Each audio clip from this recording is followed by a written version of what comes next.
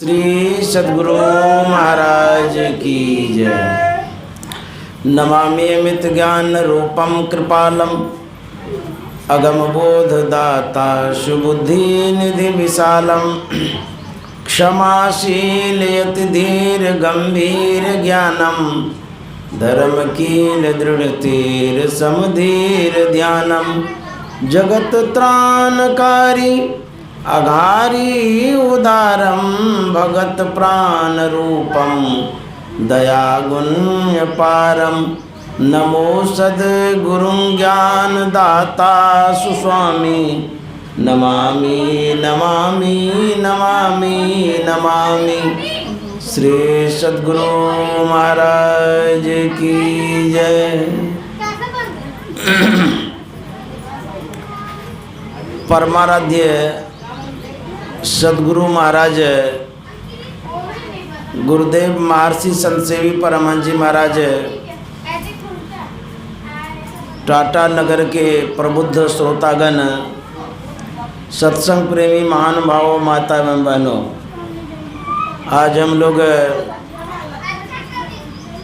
रविंद्र ठाकुर के आवास पर सत्संग कर रहे हैं और उनकी धर्मपत्नी जयमाला देवी जी हैं। बड़ी श्रद्धावान, बहुत ही सेवा भावना रखती हैं माता जी। मुझे आवास पर बुलाया, बड़ा प्रेम और श्रद्धा से भोजन कराया। अपने आवास में सभी जगह घुमाया। बोले कि बाबा सब कमरे में अपना चरण रख दीजिए। बहुत ही श्रद्धा भाव से इन्होंने सम्मान किया है। माता जी को बहुत बहुत प्रणाम। और लोगों को भी इस सत्संग में आमंत्रित किया है, बुलाया है। सत्संग की बड़ी अच्छी व्यवस्था इन्होंने की है। हमारे जो आदरणीय रविंद्र ठाकुर जी हैं, बड़े विद्वान हैं, शिक्षित हैं, संत मत की बातों से विशेष लगाव रखते हैं। अब बुजुर्ग भी हैं, पुराने हैं। संत मत की बातें उनके मन मस्तिष्क में अभी तक भरा पड़ा हुआ है। उन्हें भी मैं प्रणाम करता हूँ। और टाटा नगर से जो दूर दूर से सत्संग प्रेमी आए हैं, उनकी श्रद्धा को नमन करता हूँ। हम लोग संत मत सत्संग में बैठे हुए हैं। संत मत कहने का मतलब जो संतों का मत है, यहाँ न पक्षपात कछु राखूं, वेद पुराण संत मत भाखूं। जहाँ आप लोग बैठे हैं, यहाँ कोई भेदभाव की बात नहीं होती है, जाति पाति की कोई बात नहीं होती है, किसी तरह का यहाँ पक्षपात नहीं किया जाता है। बल्कि जो कल्याणकारी बात है, संत मत की बातें हैं, उन बातों को यहाँ पर रखा जाता है। यह संत मत सर्वधर्म समन्वय मत है। यहाँ पर सभी धर्मों का समन्वय है, मिलन है। जैसे सागर में सभी नदियों का समन्वय होता है, सभी नदियाँ जाकर के एक मेक हो जाती हैं, उसी तरह से संत मत में सभी मत मिलकर के एक हो जाता है। यहाँ पर सभी मतों का सम्मान किया जाता है, आदर किया जाता है। चाहे हिंदू धर्मावलंबी हो, मुसलमान भाई हों, या सिख को मानने वाले हों, या ईसाइयों को मानने वाले हों, सभी धर्मों का यहाँ पर समान आदर है, सत्कार है। एक बार अकबर ने बीरबल से कहा कि बीरबल, तुम कितने पढ़े लिखे हो? बीरबल ने कहा कि मैं थोड़ा बहुत पढ़ा लिखा हूँ। अकबर ने कहा, तुम एक बात बोलो, थोड़ा भी बोलता है, बहुत भी बोलता है, थोड़ा पढ़ा है कि बहुत पढ़ा है? बीरबल ने कहा कि थोड़ा बहुत पढ़े हैं। बोले, इस तरह से तुम क्यों बोलते हो? बीरबल ने कहा कि जहाँपना, जब मैं बड़े बड़े विद्वानों के बीच में जाता हूँ तब तो मैं थोड़ा हो जाता हूँ, जब कम पढ़े लिखों के बीच में जाता हूँ वहाँ बहुत बड़ा हो जाता हूँ, इसीलिए मैंने कहा थोड़ा बहुत। फिर अकबर ने कहा, तू बड़ा चतुर है, मेरे एक प्रश्न का उत्तर दो। अकबर पेंसिल लेता है, ब्लैक बोर्ड में एक लकीर खींच देता है और कहता है कि बीरबल, मेरी जो लकीर है उसे स्पर्श किए बिना, छुए बिना उसे छोटा करके दिखा दो। बीरबल बड़ा तेज था, पेंसिल उठाया, जहाँ पर अकबर लकीर खींचा था उसके ऊपर में एक लंबी लकीर खींच दी और बीरबल ने कहा, जहाँ पर आपके लकीर को मैंने छोटा नहीं किया, मेटा भी नहीं, छुआ भी नहीं, लेकिन मेरी लकीर के सामने स्वतः आपकी लकीर छोटी हो गई। ठीक उसी तरह से संत मत की जो बातें हैं, उन बातों के सामने सबकी बातें छोटी हो जाती हैं। किसी के बात का खंडन नहीं करते हैं, मेटते नहीं हैं, छोटा नहीं करते हैं, बल्कि अपनी बातों को जब रखते हैं, जितने धर्म की बातें हैं सब छोटी हो जाती हैं, क्योंकि संत मत से बढ़ कर के कोई मत नहीं है। एक बार बाबा देवी साहब ने गुरु महाराज से पूछा था कि लाला, तुम संत मत में आने के पूर्व किस मत में था? गुरु महाराज ने कहा था, मैं पहले दरिया पंथ में था। बाबा देवी साहब ने कहा कि लाला, तुम पहले दरिया पंथ में थे, अब समुद्र पंथी हो गए तुम, क्योंकि संत मत समुद्र मत है। इसके विषय में काष्ट जीवा स्वामी ने कहा है, अनगढ़ मत है पूरों का, यहाँ न काम धतूरों का। यह जो मत है अनगढ़ मत है।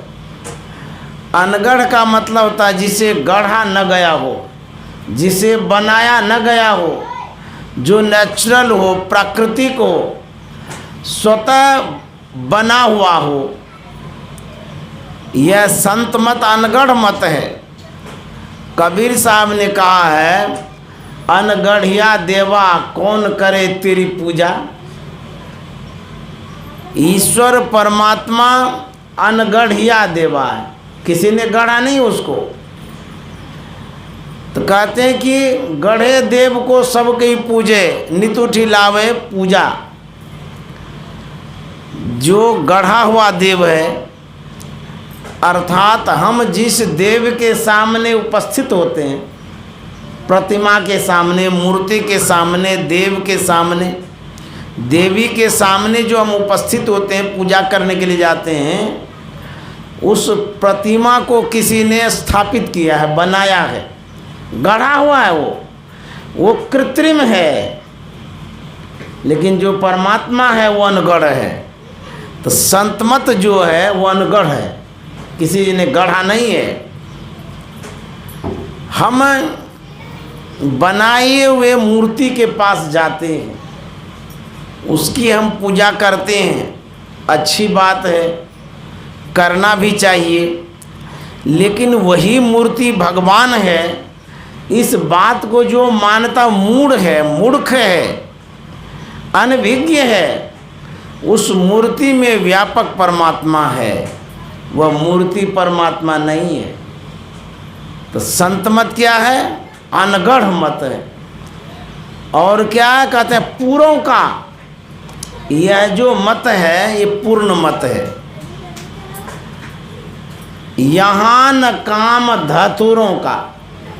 धतुरा कहते हैं वह पौधा जो अनावश्यक उगा हुआ रहता है, जिससे कोई काम नहीं होता है, और उसमें कोई फल भी लगता है, उसको जो ग्रहण करता है उसको नशा चढ़ जाता है। धतूरा जो खाता है।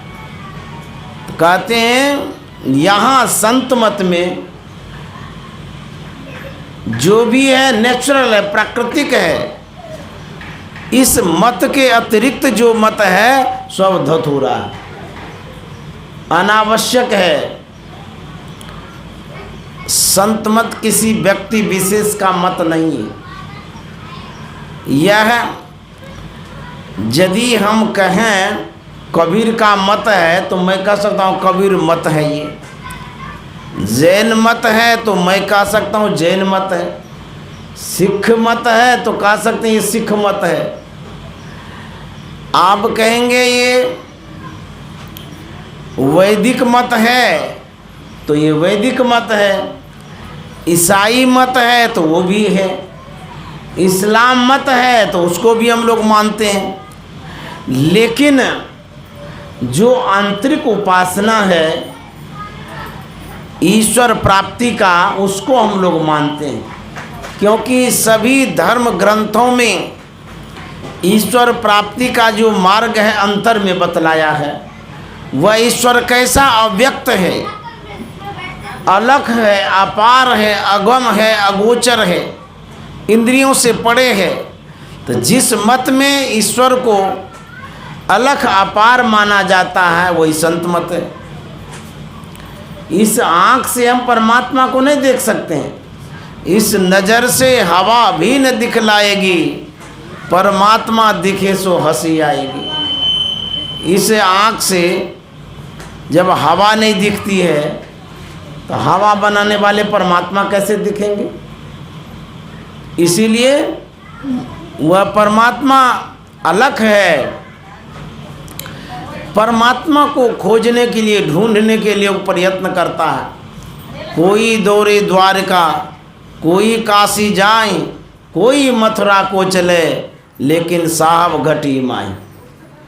सब घट में गोविंद है, संग रहे हरि पास, कस्तूरी मृग में बसे, सुंगत डोले घास।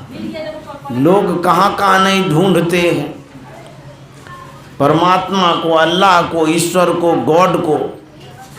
इस नज़र से हवा भी न दिखलाएगी तो परमात्मा को कैसे देखेंगे? इसीलिए संत मत कहता है निज तन में खोज सज्जन, बाहर न खोजना, अपने ही घट में हरि हैं, अपने में खोजना। परमात्मा को खोजने के लिए कहीं बाहर जाने की आवश्यकता नहीं है, अंदर में खोजिए। लेकिन इन बातों को समझने के लिए सत्संग की आवश्यकता है। जब तक हम सत्संग नहीं करेंगे तब तक संत मत की बातों को नहीं समझ पाएंगे। कहते हैं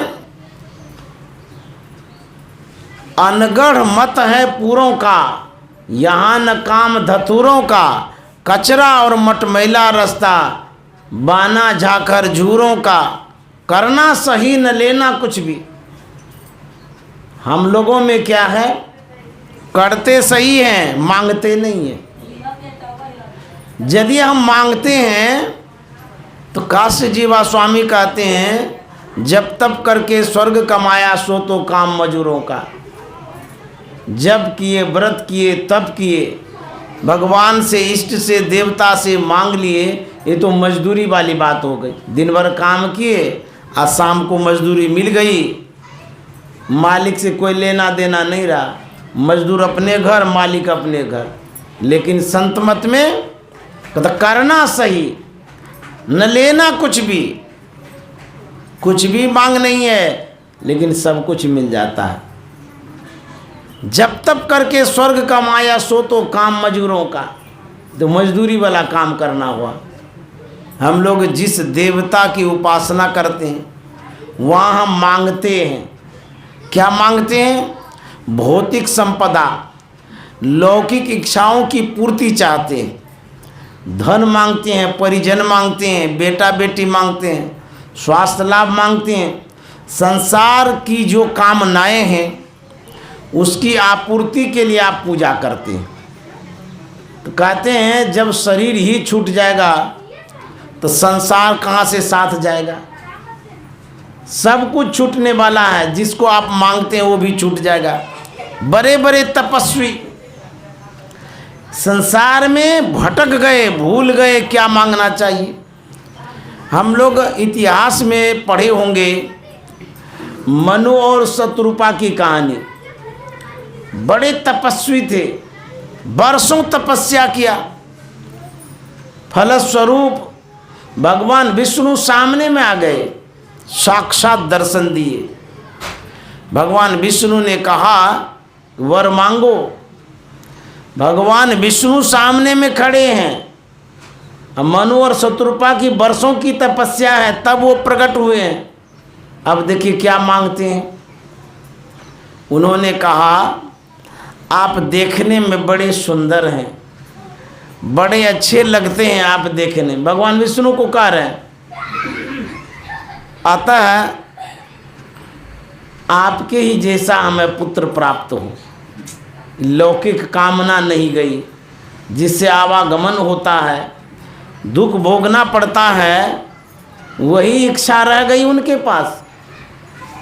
अब मुझे पुत्र प्राप्ति के लिए उसने तपस्या किया।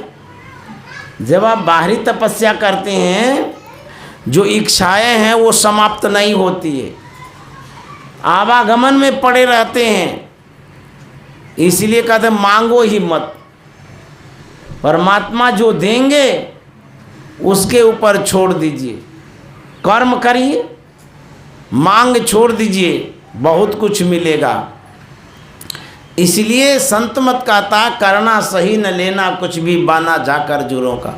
बड़ो देव गादी जब पाई तब क्या ढोना दूरों का, अनगढ़ मत है पूरों का।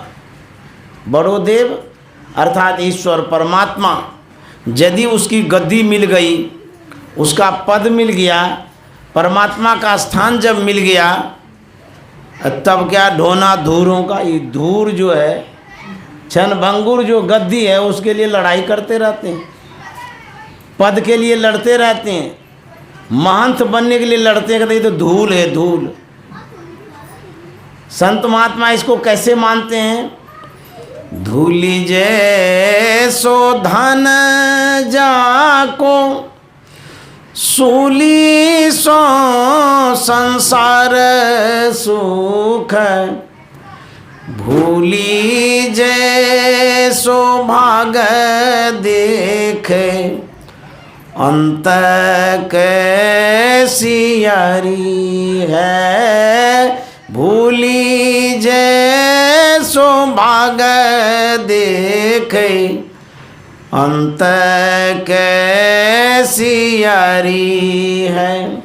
देखिए ये जो पद है, जो गद्दी है, जो प्रतिष्ठा है, मान है, सम्मान है, इसको संत किस दृष्टि से देखते हैं? धूल के समान। धूली जैसो धन जाक, सूली सो संसार सुख। संत को संसार का सुख सूली जैसा लगता है। लोहे का जो नुकीला होता है ना, उसको सूली कहते हैं। लेकिन हम लोगों को कितना रमणीक लगता है, कितना प्यारा लगता है। मुलायम मुलायम सैया पर घुलटते रहते हैं, अच्छा लगता है। एसी में सोते हैं, अच्छा लगता है। मुलायम मुलायम चीज़ खाते हैं। लेकिन संत के लिए कहते हैं वो सूली के समान दुखदाई है। सूली सो संसार सुख है, ऐसा संत मानते हैं। तो जो बड़ो देव अर्थात परमात्मा को प्राप्त करते हैं, उसके लिए यह जो भौतिक सुख है सूली के समान है। अग्नि जैसो इंद्रलोक विघ्न जय सुविधि लोक अग्नि जैसो इंद्रलोक विघ्न जैसो विधि लोक कीरति कलंक जैसी सिद्धि सी ठगारी है कीरति कलंक जैसी सिद्धि सी ठगारी है। संत के लिए देखिए कहते हैं इंद्र जैसो अग्नि लोक। इंद्र पद को पाने के लिए हम लोग कितना तपस्या करते हैं, यज्ञ करते हैं, व्रत करते हैं, उपवास करते हैं, कितने जन्मों तक यज्ञ करेंगे तब जाकर के इंद्र लोक प्राप्त होगा।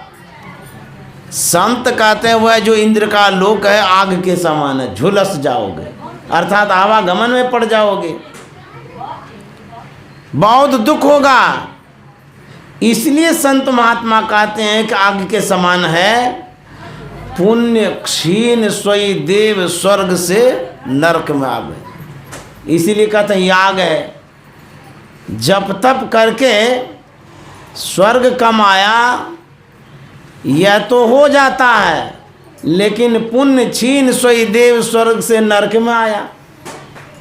जप तप करके स्वर्ग कमाया, लेकिन परिणाम क्या होता है, फलस्वरूप अंतिम में नरक में आया। तुलसी साहब कहते हैं ये जो पूजा है जिसे हम करते हैं इससे आपको स्वर्ग मिलेगा, वैकुंठ मिलेगा, लेकिन आवागमन में पड़ जाएंगे। यह जो मनुष्य का शरीर है फिर नहीं मिलेगा। इसलिए संत महात्मा कहते हैं देवता को प्राप्त करने के लिए मत प्रयत्न करो। क्यों? नर्तन दुर्लभ देव को। अब बुझिए तो सब कोई कहे पुकार, सब कोई कहे पुकार, देव दे ही नहीं पाओ। हम लोगों को शरीर कैसा मिला है? देवता से श्रेष्ठ। अब जब देव दुर्लभ शरीर हम पाए हैं और उसी देवता के लिए हम प्रयत्न करेंगे तो मूर्खे न हैं। हम अंबानी बने हुए हैं और कटोरा लेकर के भीख मांगने चले जाते हैं तो कहेंगे बड़ा बेवकूफ़ है, इतना धन संपत्ति है भीख मांगता है, इसका मतलब बुद्धिहीन है, अपने धन के महत्व को नहीं समझ पा रहा है। हम लोग मनुष्य शरीर में हैं, देवता से भी बढ़कर के यह शरीर है। देवता को मनुष्य शरीर नहीं मिल सकता। उन्होंने पुण्य किया है, धर्म किया है, तप किया है, इसलिए देव दुर्लभ शरीर उसको नहीं मिल सकता है। वह देवता बना हुआ है लेकिन मनुष्य नहीं बन सकता। पुण्य प्रताप से वो देवलोक को प्राप्त किया। हम लोग बड़भागी हैं। इसीलिए संत महात्मा कहते हैं जो सांसारिक चाहना है, इच्छा है, उसके पीछे मत दौड़ो, मत भागो। तब क्या करना है? संतों ने कहा है कि जो मनुष्य का शरीर है इसे भगवत भजन में लगाइए, सत्संग में लगाइए, इसके महत्व को समझिए। कितना बड़भागी यह शरीर है। भगवान श्री राम ने कहा बड़े भाग मानुष तन पावा, सुर दुर्लभ सब ग्रंथ ही गावा। ये देव दुर्लभ शरीर है, इसको पाकर के यदि हम इसके महत्व को न समझें ये हमारी मूर्खता होगी। तो हम लोगों को क्या चाहिए? सत्संग करें। सत्संग जब करेंगे तब आपके जीवन में सुख होगा, शांति होगी, तब आप इसके महत्व को समझ पाएंगे। तो हम लोगों को यह अवसर मिला है सत्संग करने का।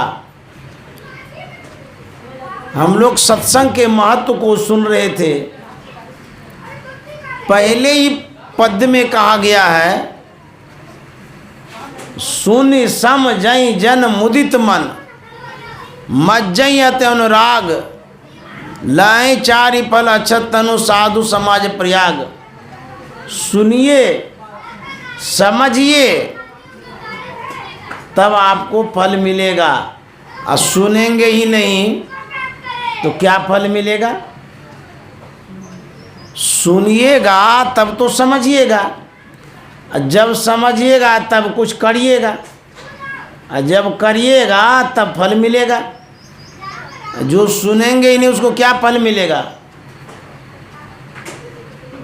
इस मनुष्य शरीर में जो हम आए हैं ऐसे नहीं आ गए हैं। कहते हैं कब हुक करी करुणा नर देही, देत ईस बिनु हेतु से नहीं। कृपा के सागर परमात्मा ने मनुष्य का शरीर दिया है कृपा करके। हम लोग भटक रहे थे, 184 बरमी के पाँव पे अटके आए, अब की पासा ना पड़े तो फिर 84 जाए। 84 लाख योनियों में भटक रहे थे, कृपा करके एक मौका मिला है। संत महात्मा समझाते हैं, खोपड़ी में बात अटेगी तब न, हटाने का कोशिश भी करेंगे तब न, फॉर्मेलिटी निभाएंगे सत्संग में आकर के तो कैसे खोपड़ी में ये बातें हटेगी? जब मैथ पढ़ते हैं ना, उसमें दिमाग चाहिए एकाग्र वाला, नहीं तो गणित समझ में नहीं आएगी, समझ में नहीं आएगा बात। उसी तरह से गणित से भी बढ़ कर के संतमत की बातें आपके दिमाग में हट जाए, परमात्मा की बड़ी कृपा होगी, नहीं तो नहीं समझ में आती है बातें। कहते हैं 84 लाख योनियों में भटक रहे थे, परमात्मा ने कृपा करके मनुष्य का शरीर दिया है।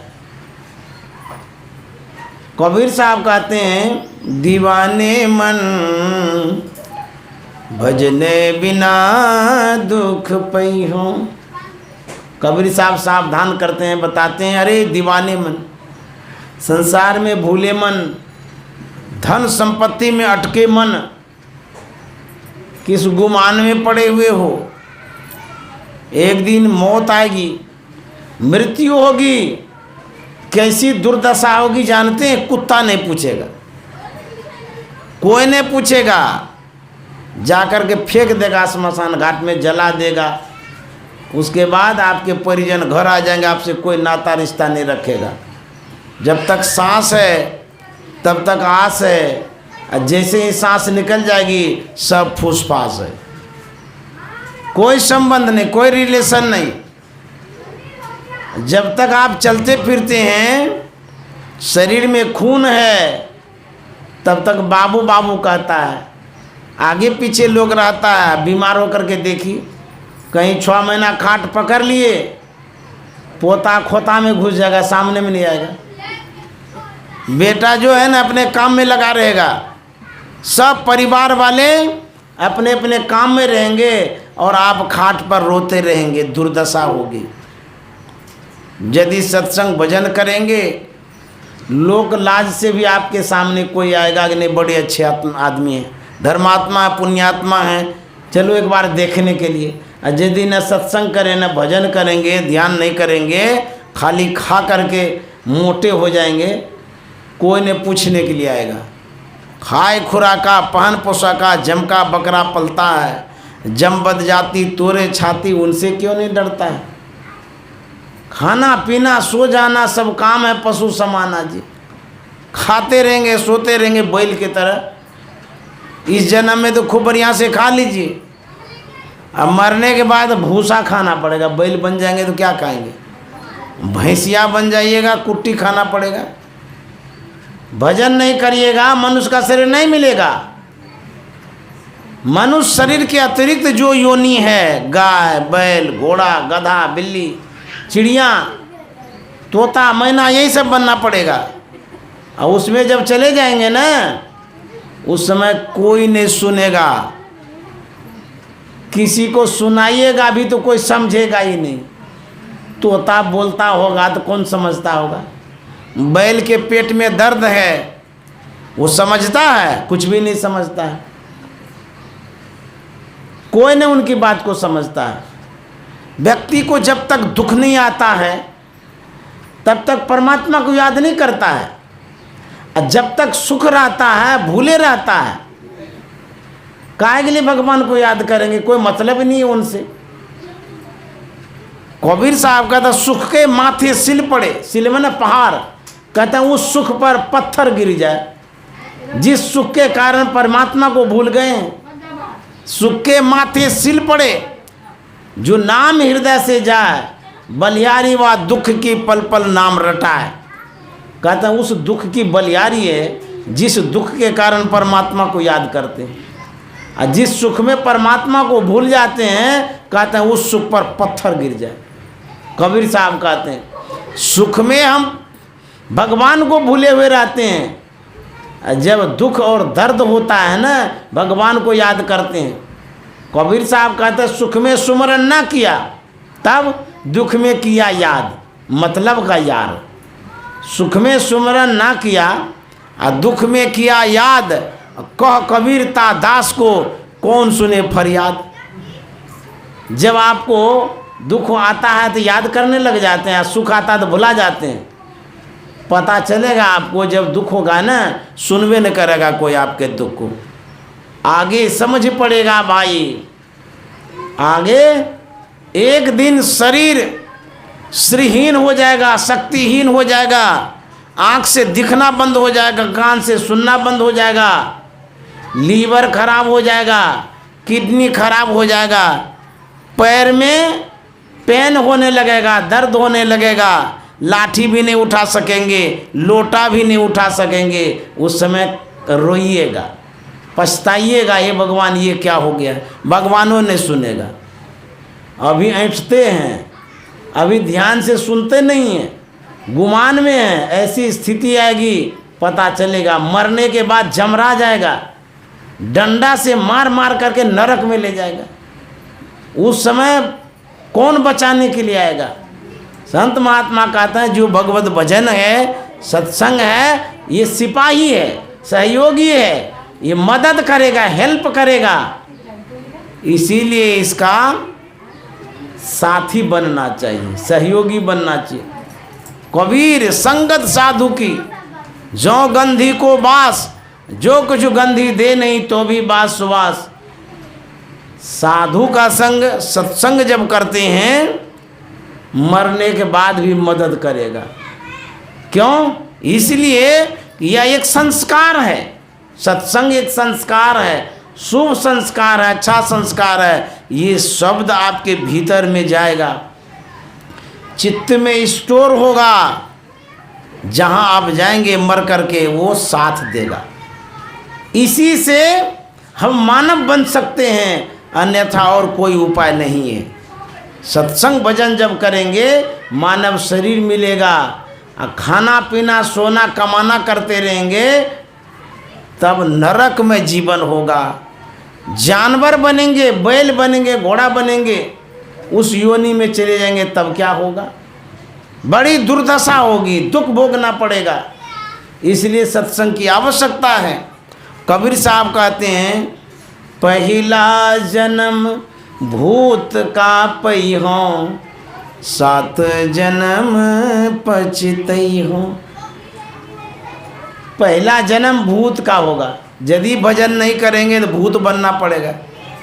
कांटे पर ले पानी पैहों, प्यासन ही मरी जइहों। दीवाने मन भजने बिना दुख पै। ये भजन सहयोगी है, भजन मदद करेगा, हेल्प करेगा। और यदि ये भजन नहीं अपनाएंगे बहुत दुख भोगना पड़ेगा। ये साधारण सी बात नहीं है, फालतू वाला बात नहीं है जो संत महात्मा सुनाते हैं। कोई साधारण किस्सा कहानी नहीं है, ये काम का चीज़ है। संत महात्मा बड़े उपकारी हैं, जो आपके घर तक आकर के संदेश सुना रहे हैं। यह संदेश स्कूल में, कॉलेज में सुनने को नहीं मिलेगा, चौक चौराहे पर सुनने को नहीं मिलेगा। घर में खाने की बात खाली करते हैं, कपड़ा लत्ता का बात करते हैं, कमाने का बात करते हैं, घर बनाने का बात करते हैं, विवाह शादी का बात करते हैं, शरीर सुख से संबंधित बात करते हैं। ऊपर उठ करके कोई बात नहीं करते हैं, सिर्फ शरीर सुख का बात करते रहते हैं। पूरा संसार में लोग शरीर सुख के लिए ही प्रयत्न करते हैं और उसी में लगे रहते हैं, और शरीर एक दिन शांत हो जाता है, मर करके दुखदायी स्थान में चले जाते हैं, बहुत दुख भोगना पड़ता है। लेकिन जब सत्संग में आते हैं, सत्संग में परमार्थ की बात होती है, अध्यात्म की बात होती है, धर्म की बात होती है। इसीलिए परमात्मा की बड़ी जब कृपा होती है तब जीव को सत्संग देता है। बड़े भाग पाइए सत्संगा, बिना ही प्रयास होई भवभंगा। बड़े भाग्य से सत्संग मिलता है, और जिनको सत्संग मिलता है उसका उद्धार और कल्याण होता है। एक कंजूस सेठ था, मक्खी चूस था, दान पुण्य नहीं करता था, कमाते रहता था, कमाते रहता था।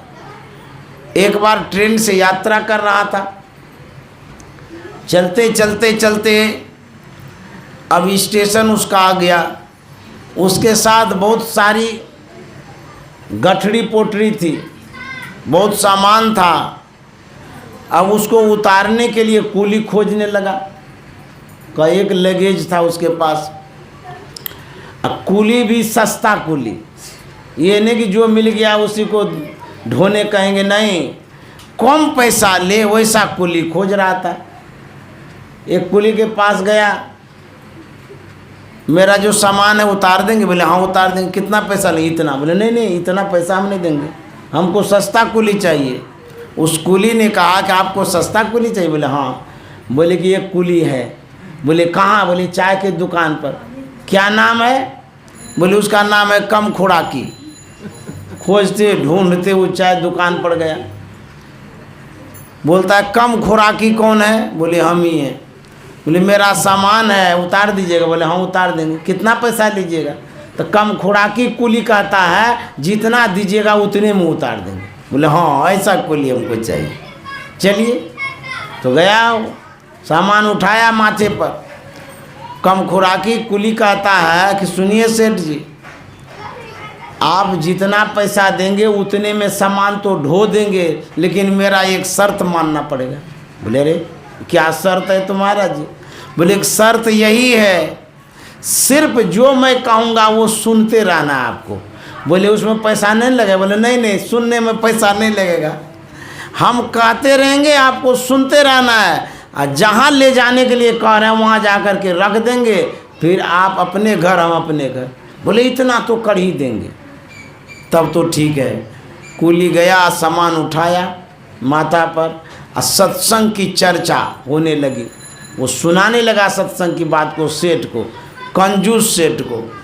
सुनाते सुनाते सुनाते वहाँ तक गया जहाँ तक उसको ढोना था। जो पैसा दिया कुली लेकर के अपने घर आ गया, और कंजूस सेठ अपने गंतव्य की ओर गया। समय आता है, कंजूस सेठ की मृत्यु होती है। जमराज आता है हिसाब लेने के लिए, सबों के पास आएगा, याद रखिएगा, जवाब तैयार रखिएगा, नहीं तो खाली मारे लगेगी। उस समय पूछेगा तुमने क्या शुभ कर्म किया, कुछ नहीं बोलिएगा तो मारवे करेगा। कितना धर्म किया, कितना पूजा पाठ किया, कुछ नहीं बताइएगा, खूब मार लगेगी। तो जब आया ना जमराज, तो कंजूस सेठ का बही खाता देखने लगा, कितना पुण्य पाप क्या सब किया है। पन्ना उल्टाते गया, कहीं धर्म पुण्य नहीं है, दान पुण्य कुछ नहीं किया था।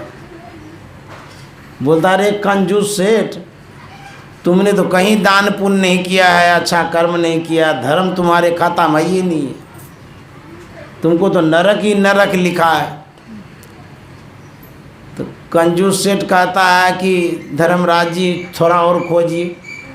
फिर से खोजने लगे, खोजते खोजते लास्ट में अंतिम में वही थोड़ा सा पुण्य था सत्संग वाला। बोला हाँ थोड़ा सा एक दिन का पुण्य है तुम्हारे जीवन में, लेकिन एक दिन के लिए तुमको स्वर्ग मिलेगा और सदा के लिए तुमको नरक मिलेगा। अब तुम निर्णय करो, पहले स्वर्ग जाओगे कि पहले नरक जाओगे। कंजूस सेठ ने कहा कि महाराज एक दिन सही पहले स्वर्गे भेज दीजिए, देख तो ले, सब दिन तो नरके में रहना होगा। बोले ठीक है जाओ। यहाँ से स्वर्ग गया, जैसे ही स्वर्ग पहुँचा वहाँ देखता है कम खुराकी है, वही कूली। बोला अरे कूली तुम यहाँ कैसे आ गया? तो कूली कहता है कि अरे कंजूस सेठ तुम यहाँ स्वर्ग कैसे आ गया? तू तो दान पुण्य भी नहीं करता है, बड़ा कंजूस है तू। बोले कि तुम्हारे पुण्य प्रताप से मैं आ गया, एक दिन जो तुमने सत्संग सुनाया था उसी के कारण एक दिन का स्वर्ग मिला है और सब दिन के लिए हमको नरक ही नरक लिखा है। कम खुराकी ने कहा, कुली ने कहा कंजूस सेठ तुम मेरे पास आ गए हो, मैं ऐसा सत्संग सुनाऊंगा, एक दिन में ऐसा सत्संग सुनाऊंगा तुम्हारा जितना नरक है सब बंद हो जाएगा, तुम स्वर्ग में रह जाओगे। तो सत्संग का इतना बड़ा महत्व है। एक घड़ी आधो घड़ी, आधो में पुण्याद, तुलसी संगत साधु की हरे कोटि अपराध।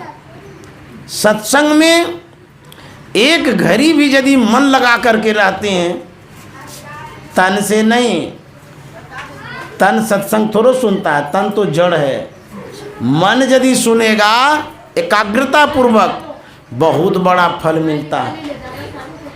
कहते हैं तुलसी संगत साधु की कितना फल मिलता है? हरे कोटि अपराध, करोड़ों अपराध हरण कर लेता है सत्संग। इसीलिए ध्यान से सुनना चाहिए, मनोयोग पूर्वक सुनना चाहिए। और सत्संग यदि एक घड़ी भी सुन लेते हैं वह आपके साथ जाएगा, संपत्ति साथ नहीं जाएगी, सत्संग साथ जाएगा। इसलिए कबीर साहब ने लिखा है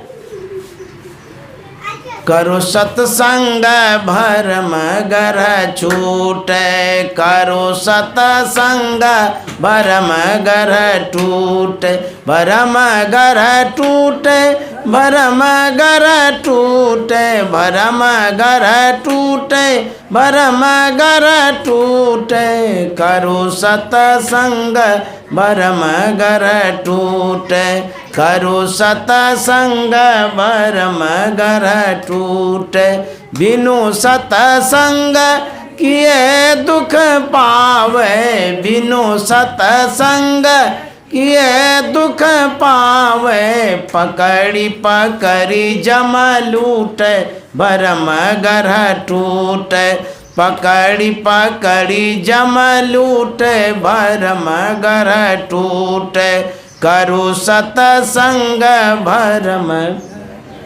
यदि सत्संग करेंगे कितना लाभ मिलेगा? गोस्वामी तुलसीदास जी महाराज ने लिखा है सत्संग का क्या प्रभाव है, संग का क्या प्रभाव है। कहते हैं हानि कुसंग सुसंगति लाहू, लोक वेद विदित सब काहू। लोक और वेद में उल्लिखित है, विदित है, प्रकाशित है। क्या? कुसंग से हानि और सुसंग से लाभ। ये वेद में भी है, लोक में भी प्रचलित है। जैसा संग वैसा रंग वैसा ढंग, जैसी पानी वैसी बानी। तो संग का प्रभाव पड़ता है। गोस्वामी जी कहते हैं हानि कुसंग, कुसंग होगा तो हानि होगी, सुसंग होगा तो लाभ मिलेगा। किस तरह से लाभ और हानि होती है उदाहरण देते हैं गोस्वामी जी। गगन चढ़ई रज पवन प्रसंगा, कीचई मिलई नीच जल संगा। धूल जमीन में पड़ी हुई रहती है, वो तो जड़ है, वो उड़ नहीं सकती है। धूल जड़ है, कोई पंख थोड़ा लगा हुआ है जो उड़ जाएगी। वो धूल जड़ है, जमीन में पड़ी हुई है। लेकिन ऐसा प्रसंग होता है, ऐसा संग होता है, संयोग होता है हवा का, आंधी तूफान में देखिए जब बमंडल उठता है, वही धूल, जड़ धूल जमीन में जो पड़ी थी, हवा के संग से वो गगनगामिनी हो जाती है, आकाश में उड़ने लगती है। देखिए पंख लग जाता है उसको। संग के कारण जो नीचे में पड़ी थी धूल, वो आकाश चली गई, उड़ने लगी। उसी आकाश में यदि कुसंग हो जाए उस धूल को, तो अर्थात कहीं पानी का संग हो गया, कीचहि मिलई नीच जल संगा। वही धूल आकाश में बुरी संगति के कारण कीचड़ बनकर के नीचे चली आती है, जो आकाश में उड़ रही थी। यही संग का प्रभाव। संग से यही होता है, छोटी छोटी नदियाँ समुद्र में मिलकर के समुद्र कहलाती है। आपके घर से जो नाला निकलता है, उसमें जो जल है अपेय है, छू नहीं सकते हैं, गंदा नाला है। उस जल को आचमन करेंगे कि राम राम राम, कैसे मुंह में लेंगे? लेकिन वही नाला का जल चलते चलते चलते जब गंगा में गिर जाता है, वहाँ जाकर के वो शुद्ध और पवित्र हो जाता है। उसका आचमन भी करते हैं और खूब बढ़िया सा स्नान भी करते हैं। देखिए जाकर के भागलपुर में कुप्पा घाट जो है, उसके बगल में गंगा है, अब पूरे शहर का नाला उसी में गिरा हुआ है। नाला का पानी तो आप ले नहीं सकते हैं, लेकिन गंगा का जल लेते हैं, और जबकि उसी में नाला का जल गिरा हुआ है। ठीक उसी तरह से नीच प्राणी यदि संत के संग में जाता है, सत्संग में जाता है, अच्छी संगति में जाता है, वो भी गंगा जल के तरफ पवित्र हो जाता है। काक होई पिक बकऊ मराला, मज्जन फल देखिए तत्काला। कौवा कोयल हो जाता है, अब बगुला हंस हो जाता है। अर्थात जो कटुवादी है मृदुभाषी हो जाता है, जो हिंसक है अहिंसक हो जाता है। ये तो गोस्वामी जी ने बहुत वर्ष पहले लिखा है, लेकिन परमाराध्य सद्गुरु महाराज के समय की घटना है, सच्ची घटना है, अच्छी घटना है। संत के संग से हिंसक प्राणी पर क्या प्रभाव पड़ता है, कितना अच्छा प्रभाव पड़ता है। एक एग्जाम्पल, एक उदाहरण सुन लीजिए। जब गुरु महाराज कुप्पा घाट में थे, उस समय कुप्पा घाट में एक बिलाव भी था, बिलार। अब उसका संस्कार कहिए। जब गुरु महाराज सत्संग करते थे, अपने आसन पर आसीन होते थे, वह बिलाव गुरु महाराज के चौकी के नीचे चला जाता था और तब तक वो बैठा रहता था जब तक सत्संग होते रहता था। और जब सत्संग समाप्त होता था, सब लोग जाते थे तो बिलाव भी चला जाता था। देखिए, ये एक दिन की बात नहीं है, कंटिन्यू कितने दिनों तक ये बातें हुई। और जब गुरु महाराज जाते थे सत्संग कार्यक्रम से कहीं बाहर, न जाने वो बिलाव कहाँ छिप जाता था, कहाँ चला जाता था, किसी को कुप्पा घाट में नज़र नहीं आता था। और जब गुरु महाराज को आना होता था, एक दिन पहले न जाने उस बिलाव को कौन टेलीफोन कर देता था और गुरु महाराज के आने कुप्पा घाट में नज़र आता था। अब बुझिए विचित्र बात। उसके बाद गुरु महाराज के साथ वो सत्संग करता था। वो हिंसक प्राणी है। संत के संग से अहिंसक कैसे बना, ये दूसरी घटना है। संत मत के जो वर्तमान आचार्य श्री हैं पूज्यपाद हरिनंदन जी महाराज, उस समय अपने कमरे में आए चूहों को भगा रहे थे। वह चूहा इधर से उधर कर रहा था, बड़ा चंचल होता है, इधर से उधर उधर से उधर कर रहा था। उसी बिलाव की नज़र पड़ती है चूहे पर। अब देखिए, हित अनहित पशु पक्षी ही जाने, उसको भी ज्ञान है। बिलाव देखता है कि बाबा चूहा को भगा रहा, भागता नहीं है, वो निशाना बना करके ऐसा झपट्टा मारता है कि उसको अपने मुंह में ले लेता, चंगुल में दबा करके, जबकि उसका आहार है, चूहा को खाता है वो लोग।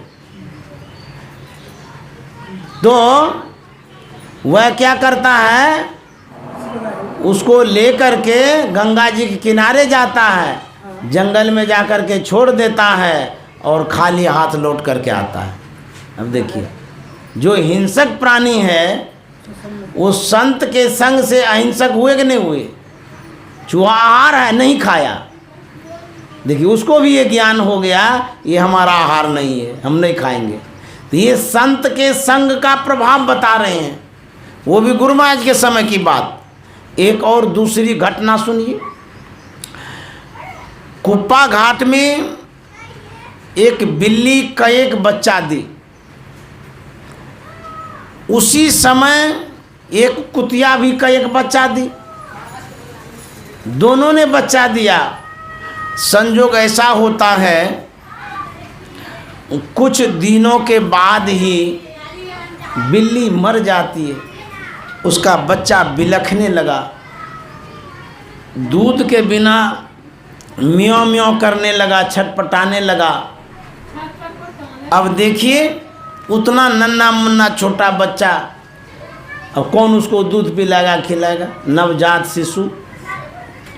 जानते हैं कुप्पा घाट में जो कुतिया थी वो भी उसी समय बच्चा दी थी। कुतिया अपने बच्चों को दूध तो पिलाती ही थी, उसके अंदर में कितनी संवेदना आई, कितना उसका उत्तम संस्कार जगा। अपने बच्चों को दूध पिलाने के बाद बिलखते हुए बिल्ली के बच्चों को भी वो दूध पिलाती थी और दूध पिलाते पिलाते सभी बच्चों को सयाना कर दी। आप लोग मानव हैं, किसी दूसरे के बच्चे को दूध पिलाइएगा? है, हम नहीं पिलाएंगे दूसरे के बच्चे को दूध। लेकिन संत के दरबार में एक कुतिया ने बिल्ली के बच्चे को पिला पिला करके सयाना कर दिया। अद्भुत घटना है, जबकि कुत्ता और बिल्ली बैर है, दोनों का एक दुश्मन है, लेकिन संत के दरबार में बाघ और बिल्ली बराबर हो जाता है। ये गुरु महाराज के समय की घटना है। इसी तरह से जब हम संत का संग करते हैं, सत्संग करते हैं, तो हमारे जीवन में भी बदलाव आता है, परिवर्तन होता है, हम बदलते हैं, हमारे विचारों में परिवर्तन आता, बदलाव आता है। जब परिवर्तन होता है तो हमारा जीवन सत्यम शिवम सुंदरम हो जाता है। एक कुंभकार था, कुछ मिट्टी लेकर के चाक पर चढ़ाया, आकार प्रकार देने लगा।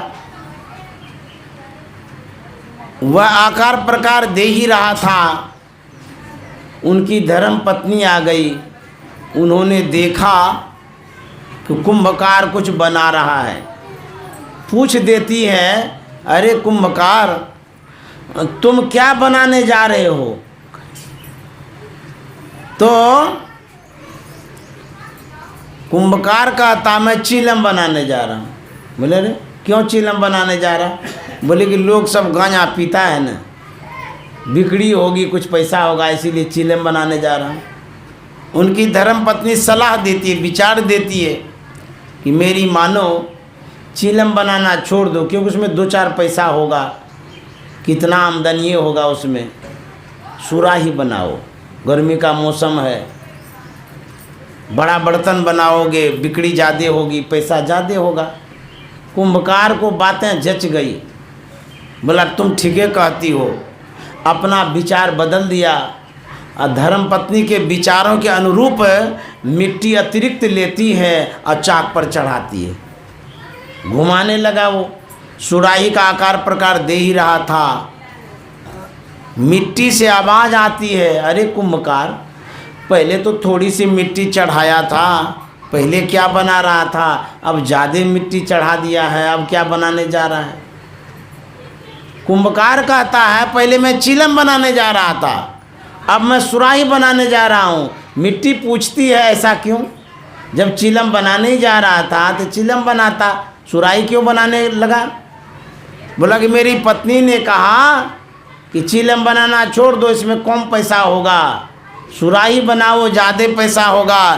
तो मैंने अपना विचार बदला, इसीलिए मैं सुराही बनाने जा रहा हूँ। तो मिट्टी कहती है, अगर ये कुम्भकार तुमने तो विचार ही बदला, लेकिन मेरा तो जीवन बदल गया। तो कुम्भकार कहता सो कैसे?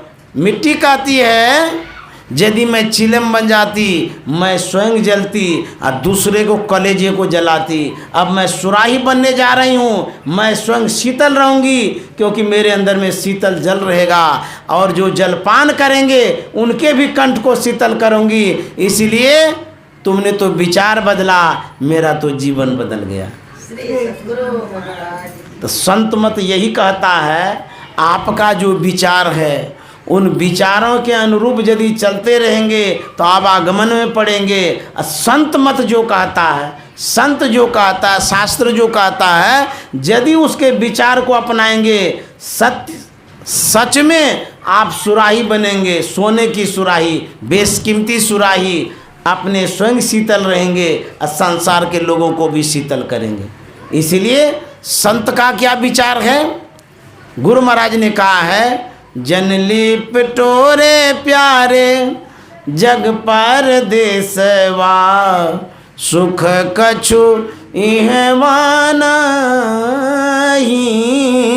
जनली पिटोरे प्यारे जग पर देसवा, सुख कछु इहवा नहीं।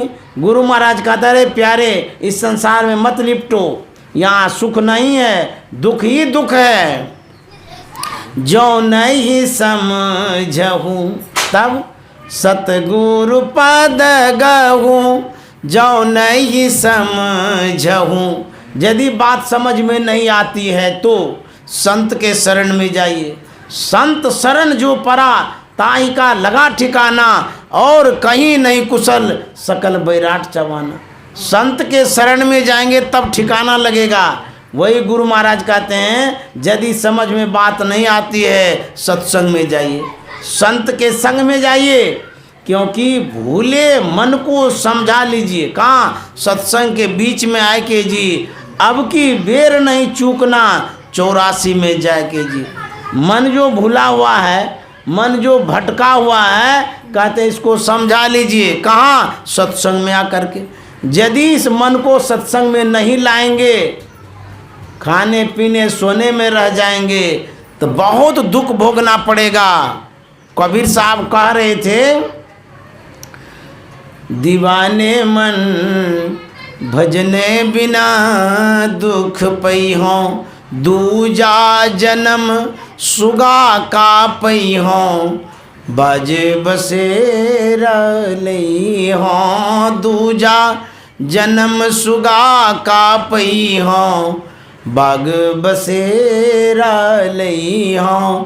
टूटे पंख बाज मंडराने, टूटे पंख बाज मंडराने, अध पर प्राण गवई हों। दीवाने मन भजने बिना दुख पई हों।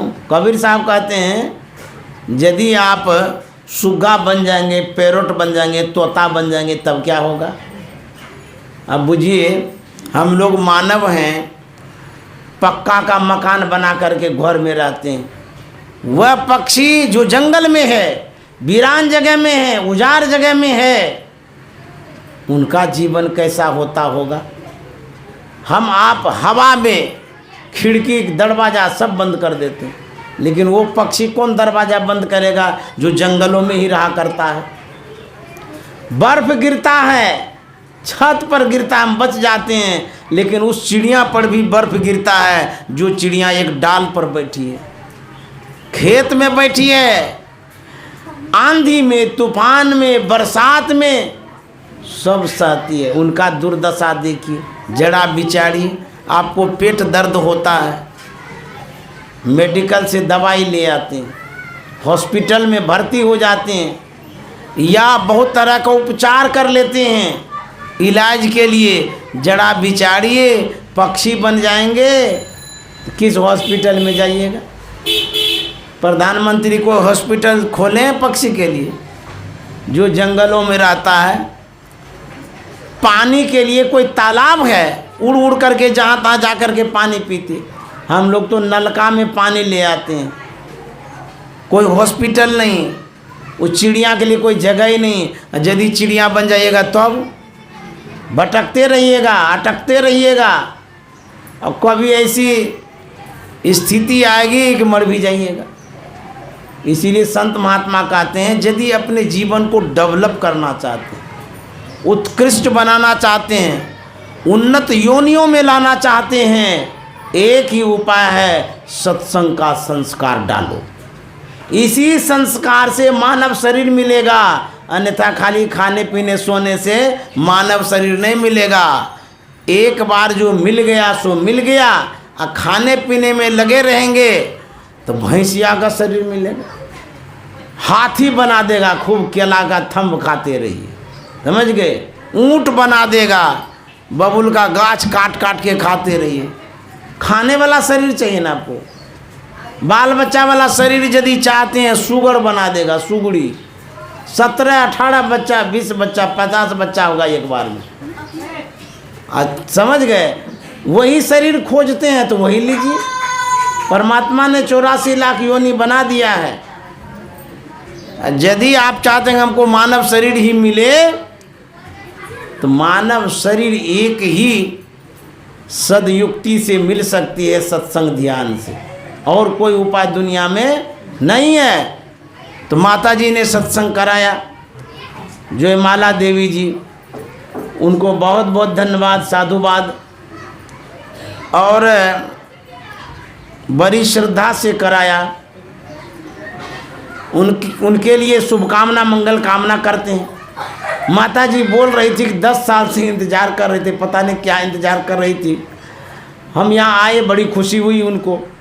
सब घर में घुमा घुमा करके उनको ले जा रहे थे, अच्छा लगा होगा उनको। तो माता जी देखिए 10 साल से अब क्या मन में लेके बैठी थी पता नहीं, और आज वह गाछ, जीवन का गाछ, मन की वृत्ति हरा भरा हो गया। खुश हो गई, वो प्रसन्न हो गई, उनका भी जीवन धन्य हो गया। तो सत्संग कराने से अपने भी खुशी मिलती है, परिजन को भी खुशी मिलती है, जो आसपास के लोग होते हैं वो भी खुश होते हैं, क्योंकि अच्छा काम है, शुभ काम है। जो जो सुनते हैं उसका भी कल्याण होता है। तो बहुत बड़ा काम माता जी ने किया है। नाम भी बड़ा अच्छा, जय माला देवी। इनकी विजय हो, खुश रहें, प्रसन्न रहें, स्वस्थ रहें, और इसी तरह से सत्संग भजन करते कराते रहें, साधु महात्मा को बुलाते रहें। जीवन में क्या है, क्या लेकर के जाएंगे, कुछ साथ नहीं जाएगा। संतों ने कहा जो मार्ग श्रुति साधु दिखावे, ते ही मग चलत सबे सुख पावे। ये जो मार्ग आपने अपनाया, ये बड़ा अच्छा मार्ग है। सत्संग कराया, संतों ने कहा है, गोस्वामी जी कहते हैं जो मार्ग, मार्ग में ना रास्ता, श्रुति साधु दिखावे। श्रुति में ना वेद, साधु में ना साधु महात्मा। कहते जिस रास्ते पर चलने के लिए वेद कहे, साधु कहे, यदि आप आंख बंद करके उस रास्ते पर चलते हैं, जो कोई चलेगा सब सुख पावे। तो सुखेन चाहते हैं, ये गुरु महाराज का जो रास्ता है, जो मार्ग है, इसको अपनाते रहिए, इसके अनुरूप आप अपने चलते रहिए, अवश्य सुख मिलेगा। जो कोई चलेगा उसको सुख मिलेगा। गुरु महाराज ने कहा सत्संग नित और ध्यान नित, रहिए करत संलग्न हो, बेविचार चोरी नशा हिंसा झूठ तजना चाहिए। यह जो मार्ग है सत्संग नित और ध्यान नित, इसको अपनाइए, रोज सत्संग करते रहिए। गुरु महाराज ने यहाँ तक कहा है जो श्रद्धा प्रेम से सत्संग भजन रोज करेगा, उसके लिए मोटी धोती और मोटी रोटी की कमी नहीं होगी।